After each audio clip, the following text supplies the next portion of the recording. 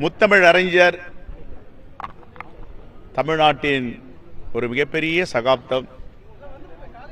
இன்றும் தமிழ்நாட்டிற்கு பெருந்தலைவர் காமராஜருக்கு பிறகு தமிழ்நாட்டை செப்பனிட்ட வல்லுனர்.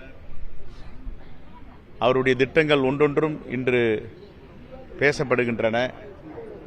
பெருந்தலைவர் காமராஜருடைய பணிகள் எந்த அளவிற்கு தமிழ்நாட்டின் வரலாற்றில் மறைக்க முடியாதோ மறக்க முடியாதோ அப்படி முத்தமிழறிஞர் கலைஞருடைய அர்ப்பணிப்பும் பணியும் அவருடைய ஓய்வில்லாத உழைப்பும் தமிழ்நாட்டு மக்கள் மண்ணில் வாழ்கின்ற வரை, மக்கள் மண்ணில் இருக்கின்ற வரை முத்தமிழறிஞர் கலைஞருடைய தியாகமும் யாரும் மறக்க முடியாது. அப்படிப்பட்ட ஒரு மாபெரும் தலைவருக்கு இன்று 103வது பிறந்த நாள்.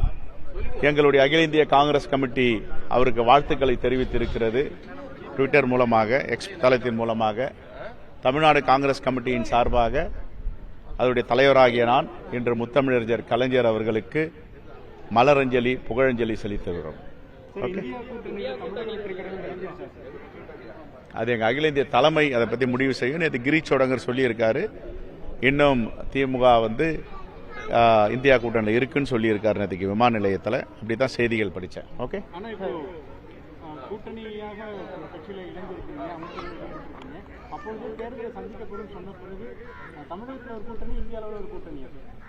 அது எங்க அகில இந்திய தலைமை முடிவெடுக்கும் சொல்லியிருக்கேன். தெரியல, அது முடிவெடுக்க வேண்டிய இடத்துல முதலமைச்சர் இருக்காரு, அவர் முடிவெடுப்பாங்கன்னு நினைக்கிறேன். நான் கேட்கிறாங்க. நேற்று வைகோ அவர்கள் நாங்கள் இன்னும் காங்கிரஸ் மாதிரி ஒரு கருத்தை கூட தெரிவிக்காம அப்படின்னு சொல்லி அது அவருடைய கருத்துக்கு நான் பதில் சொல்ல முடியும். கட்சி நன்றி கூட தெரிவிக்காம போனாங்க. அந்த மாதிரி நாங்க பண்ண மாட்டோம் அப்படிங்கிற மாதிரி பேசியிருக்காரு அவரு. காங்கிரஸ் கட்சி இல்லைங்க, அதுக்கு முன்னாடி ஒரு நாள் சந்திச்சீங்க சார், அதெல்லாம் இங்கேயும் வெளிப்படுத்தலையே. இல்ல, நான் சந்திச்சு பத்திரிகைலாம் வந்துச்சு, வெளிப்படுத்தாம இல்லையே. கலைஞர் டிவியில வந்துச்சு, முரசலியில் வந்துச்சு. நான் சந்திச்சு அவருக்கு நன்றி சொல்லிட்டு வந்தேன். அவருடைய பணிகள், அவருடைய கட்சிக்காரர்கள் என்னுடைய தொகுதியில் உழைத்தது எல்லாத்துக்கும் நன்றி சொல்லிட்டு வந்தேன். இல்லை, அப்போ பெருசாக ஒன்றும் தெரியாது. அதை பற்றி அப்போ ஒரு டிஸ்கஷன் என்கிட்ட இல்லை. அதுக்கப்புறம் என்னுடைய மகள் திருமணத்திற்கு பத்திரிகை கொடுக்க பார்த்தேன். ஏங்க, உறவு என்பது வேறு, அரசியல் என்பது வேறு, ரெண்டுத்தையும் மிக்ஸ் பண்ண வேணாம். இப்போ கூட எல்லா பத்திரிகையாளரும் என்ன, நீங்கள் கலைஞருடைய நினைவுக்கு போறீங்களாமா, என்ன இது? எப்போ இந்த நாட்டில் தர்மம் இருக்கா, நியாயம் இருக்கா? எங்க போச்சு நம்ம தமிழருடைய கலை, பண்பாடு, இலக்கியம், இலக்கணம்லாம்? இது எப்படி ஒரு கேள்வி? முத்தமிழறிஞருடைய கலைஞருடைய 103வது பிறந்தநாள் விழாவுக்கு நான் மலரஞ்சலி செலுத்துறேன், புகழஞ்சலி செலுத்துறேன்னா இது ஒரு கேள்வியாது? காலமுள்ளா என்னுடைய உயிர் உள்ளவரை முத்தமிழறிஞர் கலைஞருடைய சமாதிற்கு, அவருடைய மெமோரியலுக்கு, நினைவு ஆலயத்திற்கு நான் வந்து கொண்டே தான் இருப்பேன். அதை யாரும் என்ன தடுக்க முடியாது. எப்படி பெருந்தலைவர் காமராஜருக்கு போறோமோ, சிங்காரவேலவருக்கு போறோமோ, அயோத்திதாசருக்கு போறோமோ, எல்லா தலைவர்களுக்கும் போற மாதிரி முத்தமிழறிஞர் கலைஞருடைய நினைவு இல்லத்திற்கும் நினைவேந்தல் செலுத்த வந்திருக்கிறோம். எடப்பாடி பழனிசாமி அவர்கள் அறிக்கை கொடுத்திருக்காங்க, எதிர்கட்சி தலைவரும் தொடர்ந்து அறிக்கை கொடுக்கிறாரு, சட்டம் ஒழுங்கு சரியா பாதுகாக்கப்படல அப்படிங்கிறாங்க. நான் கூட தான் சொல்லியிருக்கேன், இந்த கோயம்பேடுடைய நிகழ்வு கண்டிக்கத்தக்கது, பதற்றம் அடைய வைக்கிறது. இது போன்ற நிகழ்வுகள் நடக்கக்கூடாது. காவல்துறை இரும்பு கரம் கொண்டு அடக்க வேண்டும், ஒடுக்க வேண்டும். இப்போ நாம பிறர் எல்லாரையும் கை காட்டணும் இல்லையா? இப்போ நாம் அதை செய்யணும்ல, அந்த இடத்துல தானே இருக்கோம். அது ரொம்ப வெளிப்படையாக தான் சொல்லியிருக்கேன். மக்களுக்காக தான் கட்சி, மக்களுடைய பிரச்சனை எடுக்கிறது தான் காங்கிரஸ் கட்சி. அது யாரு தப்பு செஞ்சாலும் தப்பு தானே. காவல்துறை கடுமையான நடவடிக்கை எடுக்க வேண்டும். காவல்துறை முதலமைச்சருடைய கட்டுப்பாட்டில் இருக்கிறது.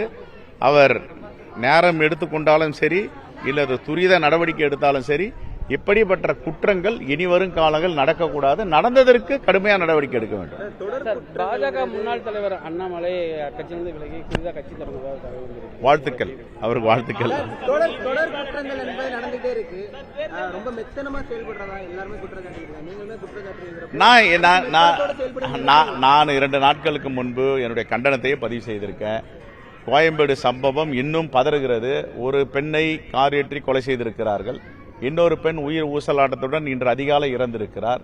2 பெண் பிள்ளைகள். நாமெல்லாம் வீட்டில் பெண் பிள்ளைகள் வச்சிருக்கோம். நம்முடைய சகோதரிகள், குழந்தைகள் எல்லோரும் சுதந்திரமாக நட வேண்டும். இப்போ வெளியில் போனால் உயிரோடு வருவோமா என்ற நிலை இருக்கக்கூடாது. சுதந்திரமாக நாங்கள் செல்வோம், வீடு திரும்புவோம், அந்த பாதுகாப்பு இருக்கிறது என்பதை தமிழ்நாடு அரசு உறுதிப்படுத்த வேண்டும். திருச்சியில் முதலமைச்சர் பேசும்பொழுது இன்னும் இந்த பிரச்சார பாணியிலே பேசுவார். முதலமைச்சருக்கான ஒரு பக்குவம் இல்லைன்னு புரிஞ்சுக்கிறீங்களா? அதை அப்படி பார்க்குறீங்களா? இல்லை சரியா இருக்குன்னு பார்க்குறீங்களா? ஒவ்வொருத்தருக்கு ஒரு பாணி, அவருடைய பாணியில் அவர் பேசுகிறாரு.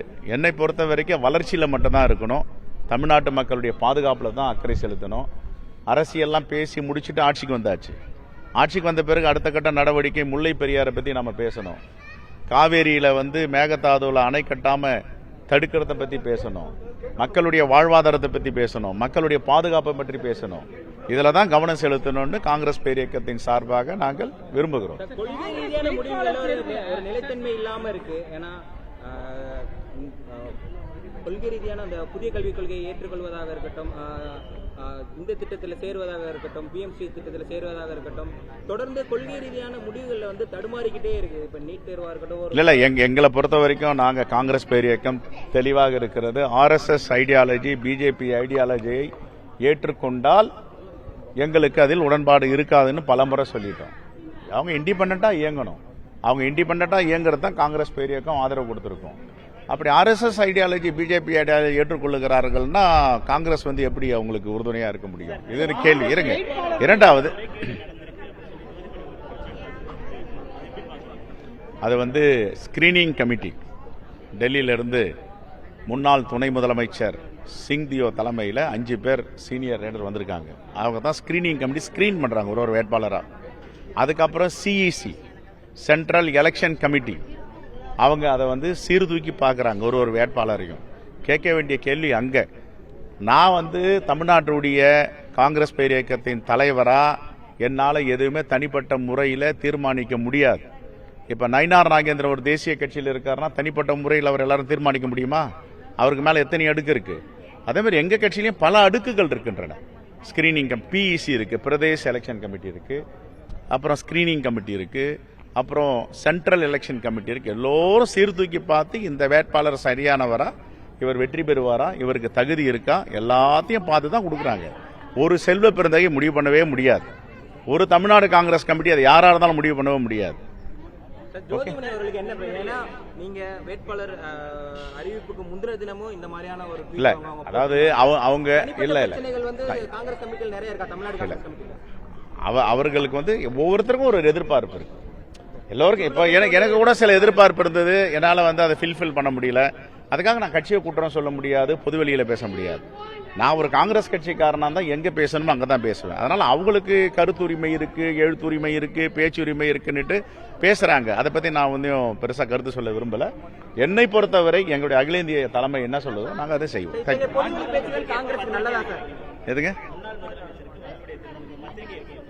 எப்போ வச்சுட்டேங்க? முதல்ல அவருக்கு தாங்க வச்சேன். என்ன நீங்க ஏங்க, நான் திருப்பி சொல்றேன், அரசியல் என்பது வேறு, தனிப்பட்ட உறவு என்பது வேறு. ஏன்னா கடந்த 5 வருஷமா தலைவருடைய கலைஞருடைய நினைவாலயத்துக்கு வந்தவங்க நிறைய பேர் இன்னைக்கு டிசப்பியர் ஆயிருப்பாங்க. நான் அப்படி கிடையாது. நான் காலமுள்ளா வருவேன். அவருடைய கலைஞருடைய தியாகங்களை, கலைஞருடைய அர்ப்பணிப்புகளை மனிதர்கள் உயிருள்ளவரை இந்த மண்ணில் யாரும் மறக்க முடியாது. என்னுடைய உயிருள்ளவரை நான் வருவேன்.